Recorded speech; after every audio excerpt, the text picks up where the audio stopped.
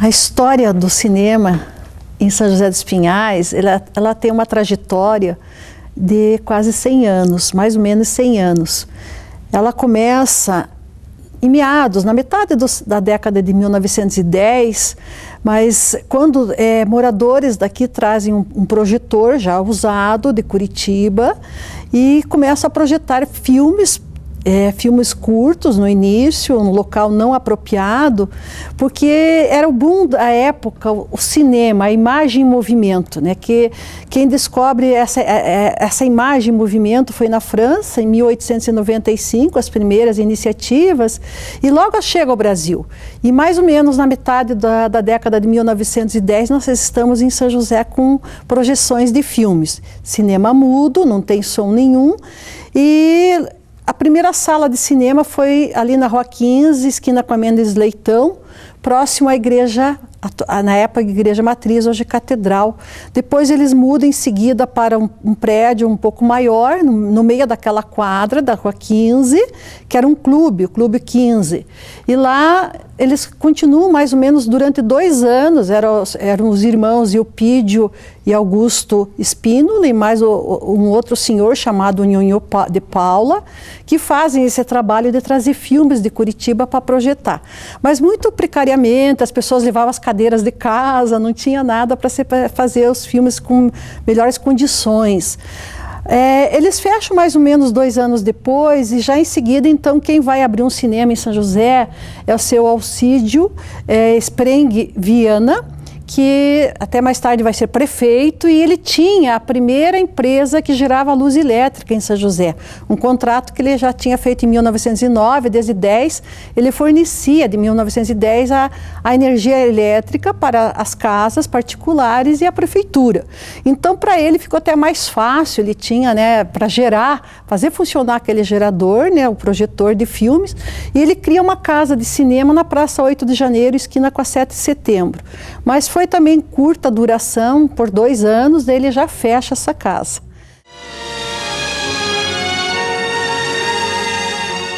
Na década de 1920 é construída a primeira casa específica para ser um cinema. Quem teve essa iniciativa foi um empresário, imigrante italiano, chamado José Zaniolo. Ele já tinha outros empreendimentos na cidade e resolveu construir essa casa na Rua 15, próxima à igreja. E essa casa, então, era um salão enorme que ele manda fazer, todo em madeira. E é interessante que ele dividiu esse espaço físico da casa, a sala, tinha 3 locais distintos e de acordo com o local que você ficava, você pagava um preço de ingresso. Então tinha os camarotes, você podia assistir o filme em melhores condições, de visibilidade e tal, e ali 5 pessoas por camarote.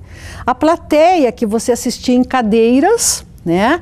Cadeiras que eram de palhinhas, confortáveis também, e tinha o que eles chamavam, até um nome que a população deu o nome, a sociedade, de galinheiro. Eram bancos que ficavam embaixo do camarote, o banco comportavam 3 pessoas, e aí eles se pagavam um ingresso menor. Porque nesse cinema mudo, as cadeiras não eram fixas, as cadeiras eram móveis. Então, quando não tinha a sessão do cinema, se faziam ali os bailes da sociedade. Então aí eram realizados os bailes. Então esse cinema, os filmes eram todos cinema mudo ainda, na década de 1920. Ele tem então, começa a funcionar ali junto com o cinema, a orquestra do cinema, né? O Ideal Cinema. Então por que a orquestra? Era importante porque o filme é mudo, ele tem apenas a legenda. Então tinha os músicos de São José que iam tocar aquele fundo musical no filme. Então conta a história que eles se reuniam um dia antes de passar o filme, assistiam o filme previamente para ver que tipo de música eles iam tocar. Se a cena era triste, eles tinham que tocar uma música triste, e se a cena era alegre, uma mais animadinha, então eles tinham que assistir o filme um dia antes da passagem do filme. O maestro que aparece nesta partitura, chamado Gustavo, teve a feliz ideia, entende, de montar um conjunto de amigos, de conhecidos, que formariam uma, vamos chamar, orquestra, que fariam o fundo musical daqueles filmes que pura e simplesmente eram mudos. Esses músicos também, eles aproveitavam o espaço que tinha muito intervalo para terminar a fita. Por quê? Porque tinha que abastecer, era tocada a máquina, né? Era tocada a carvão. Né? Então eles tinham que trocar, abastecer a máquina com o carvão. Enquanto era feito isso, tinham os intervalos menores de 15 minutos, outros até de 30 minutos, o povo levantava, ia tomar café lá fora.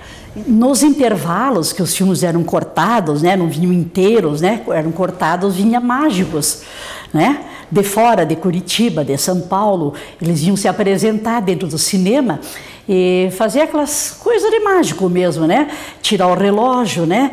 E apareceu o relógio no cabelo da mulher do prefeito, sabe? Isso foi se estendendo até quando o cinema veio para cá, que já não era mais cinema mudo. Segundo depoimentos que eu colhi, que ia buscar o filme em Curitiba de carroça naquela época, né? E muitas vezes ele chegava no local que ele apanhava o filme, alocava o filme, e ele não tinha terminado de passar, que era um outro cinema em Curitiba. Então eu tinha que esperar. Então as pessoas que iam juntos já ficavam sabendo qual era o final do filme, né? Daí trazia o filme para cá. E outra coisa interessante desse espaço que o José Zaniolo construiu é que ali também servia para a apresentação de peças teatrais. Então eles traziam, no mesmo local onde eram projetados os filmes, eles traziam grupos de teatro de Curitiba para se apresentarem, e a escola local, que era a única escola local no centro, era a Escola Silveira da Motos, as professoras preparavam as crianças para apresentarem peças teatrais ali também. Aí só que em 1933, por questões pessoais, o José Zaniolo resolveu fechar o cinema. Ele estava indo embora da cidade e acabou o tal do cinema mudo, o ideal cinema, né?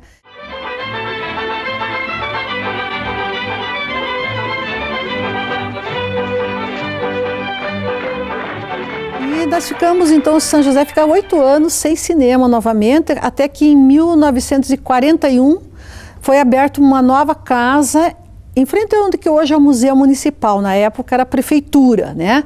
E ali então eles criaram o Cine Império. Primeiramente era uma casa pequena, depois ela foi ampliada, e só que então agora tem uma novidade, o filme não era mais mudo, ele é falado.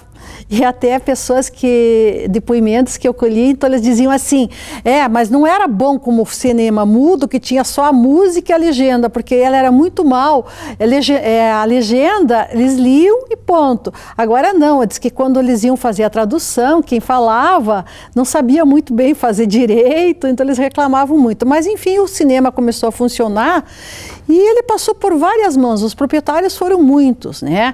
Nós ali tiveram Alberto Biche, Fortunato Mons, seu Ângelo Bertão, foram vários proprietários na década de 1940 até chegar em 1953, que ele foi adquirido por Daniel Précuma.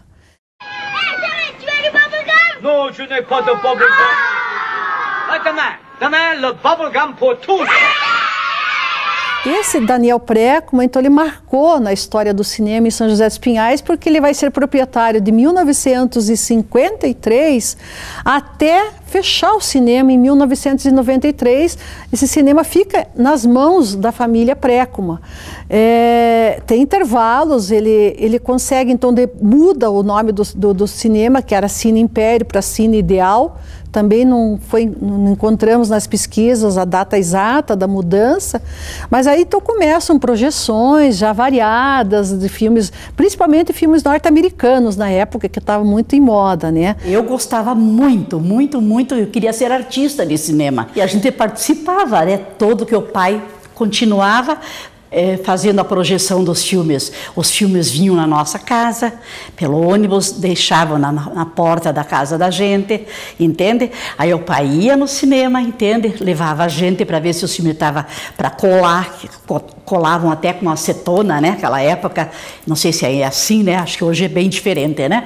Mas eu sei que essa parte a gente começou a frequentar o cinema, a assistir todos os filmes, nossa, aqueles filmes lindos, maravilhosos, a gente assistia a todos. Nunca deixei de te amar, A Ponte de Waterloo, nunca me esqueço desses filmes.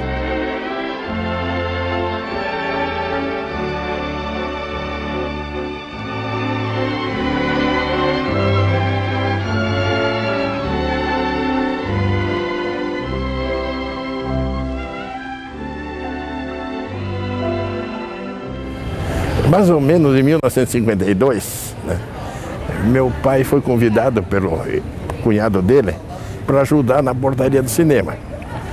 E o Daniel Précoma havia comprado uma pipoqueira moderna, tal, uma bonita, né? Tinha comprado. E aí não tinha quem trabalhasse na pipoqueira. Então me convidaram, o meu pai, né, me convidou para vir. Eu vim, aprendi como é que funcionava e comecei a fazer pipoca. Durante o domingo, né? E os dias que meu pai vinha, porque ele não vinha todo dia.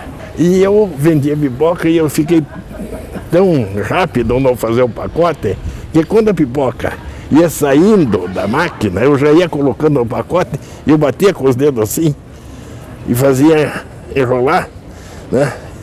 Eu fazia, já jogava o pacote no lugarzinho certo, então ficou, o pessoal ficava ali para ver como eu fazia. Eu vim aprender, né, a ser um operador, né, do cinema. Então eu era criança de uma vez, pois eu tinha 12 para 13 anos. E aprendi com um operador que já era um profissional, né, que era o Afonso. Mas ele ficou pouco tempo, daí eu, em prazo de mais ou menos 3 meses, eu já era operador oficial do cinema. Contanto que o seu Daniel me mandou para Curitiba, no Cine Curitiba, para falar com o operador de lá. O operador era o Paco, o nome dele. E esse operador, quando eu cheguei lá, ele me levou para a cabine e falou para mim: o que você veio fazer aqui?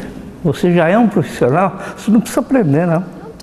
E as pessoas frequentavam realmente o cinema. Até tem um fato assim que marcou nessa década de 50. Em 1958 houve uma manifestação estudantil muito grande na frente do cinema, porque os estudantes, muitos líderes eram até estudantes universitários, eles queriam pagar meio ingresso e o proprietário não deixava. Então teve assim umas coisas que marcaram, porque era um momento, ao final da década de 50, 60, de manifestações populares. Não só a reivindicação de preço de passagem de ônibus, etc. E também a passagem, o ingresso para o cinema também. Então o Cine Ideal começou a fazer a história com os estudantes. Na sequência, o Cine Ideal fez a sessão do Operário, fez a sessão Gentileza. A sessão Gentileza era nas quintas-feiras. A mulher que viesse ao cinema no domingo, ela ganhava o ingresso para a quinta-feira. E a sessão do Operário era a sessão do troco. Era um preço mínimo só para o operário ter acesso ao cinema na época. O filme que deu o maior problema, que foi o maior problema que durante todo o tempo que eu trabalhei de operador foi Quando as Pistolas Decidem. Esse filme ele era um filme já meio velho, muito desgastado, então arrebentava muito e tal. Mas foi complicado para chegar até no final. E justamente era numa sexta-feira a sessão do Operário. O pessoal quase desmontou o cinema, porque arrebentava a fita, né?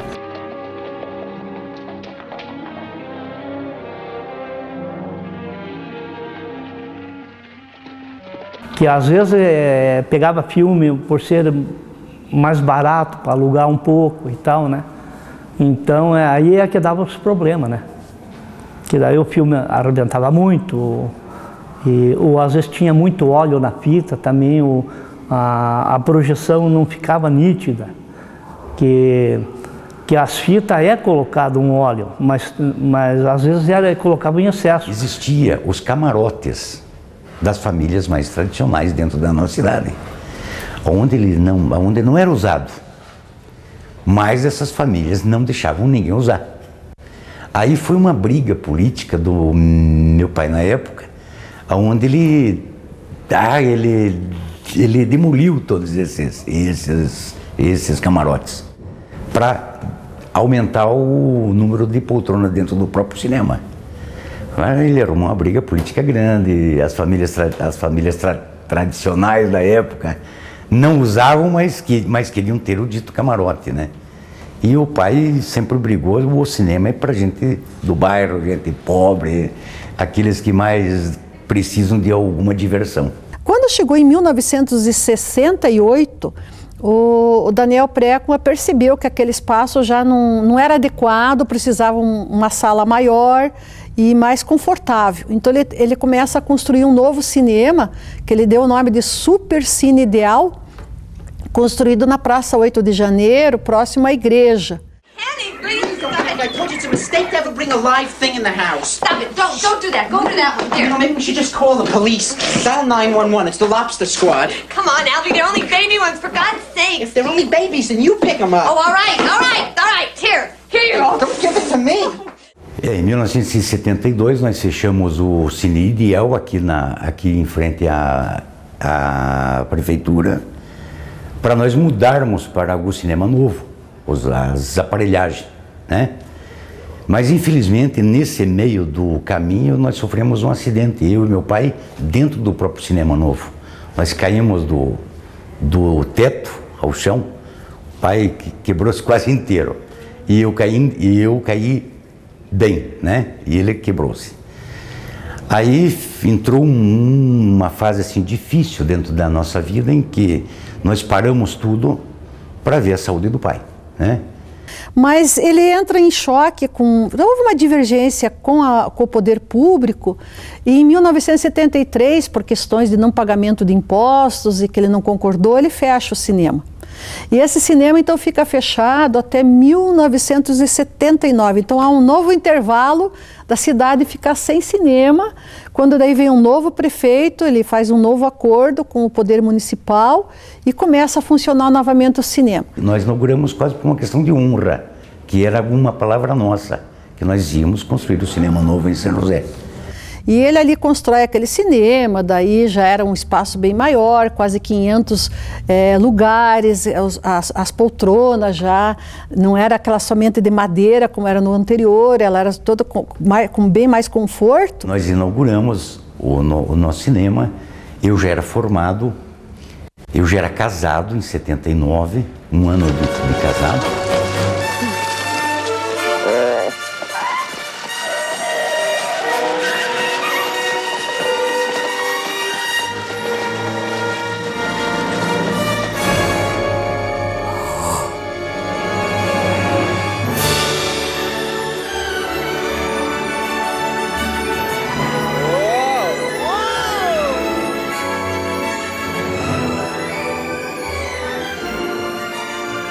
E nós tocamos o cinema até 1986, por aí, 87, quando veio o falecimento do meu pai.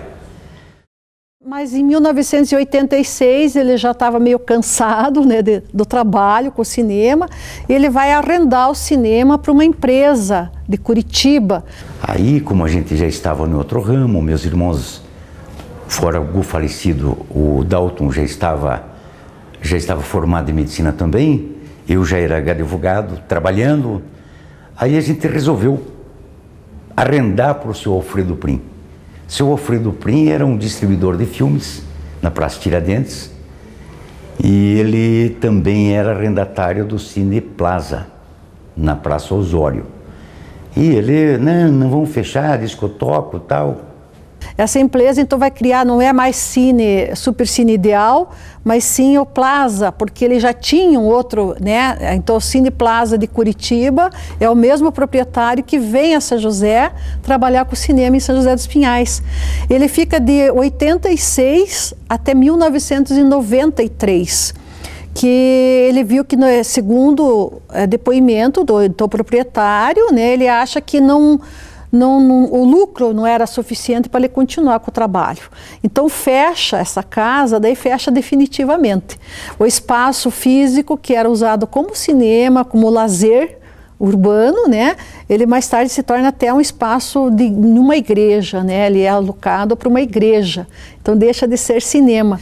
E a cidade fica sem uma sala para projeções de filmes, até uma iniciativa daí do poder público. No ano de 2007 foi inaugurado num anexo ao Museu Municipal o que chamou a Cinemateca. O projetor até da Cinemateca era um projetor de filmes adquirido pelo Daniel Précomo em 1953 para o Cine Ideal, e projetar filmes que marcaram época, né, tanto filmes nacionais como estrangeiros. E aí a iniciativa foi fazer esse tipo de trabalho, né, com diferentes segmentos da sociedade, uma sala não era grande, para projeções de filmes. E esse projeto durou até o ano de 2008, né, quando há mudança de governo municipal, e acaba então a ideia, o projeto da Cinemateca, esse projeto público. E já quando está terminando o projeto da Cinemateca, das projeções de filmes, ali no anexo ao museu, é inaugurado naquele ano, no final do ano, em setembro, o Shopping São José.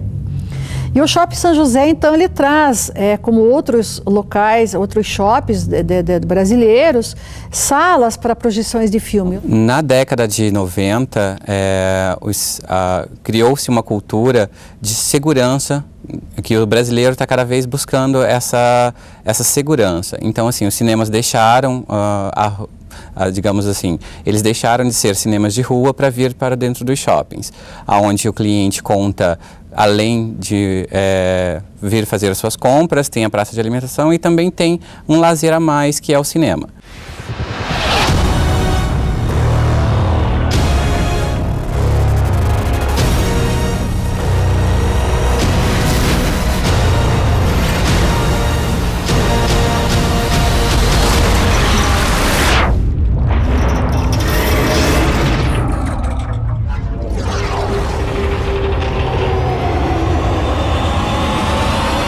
Então é uma prática atual de as pessoas procurarem o shopping para assistir filmes, né? Então já tem 5 opções, ali tem sala de alimentação, tem estacionamento, então ele é procurado. E a sala de cinema na rua, ela ficou um pouco de lado na maioria das cidades brasileiras.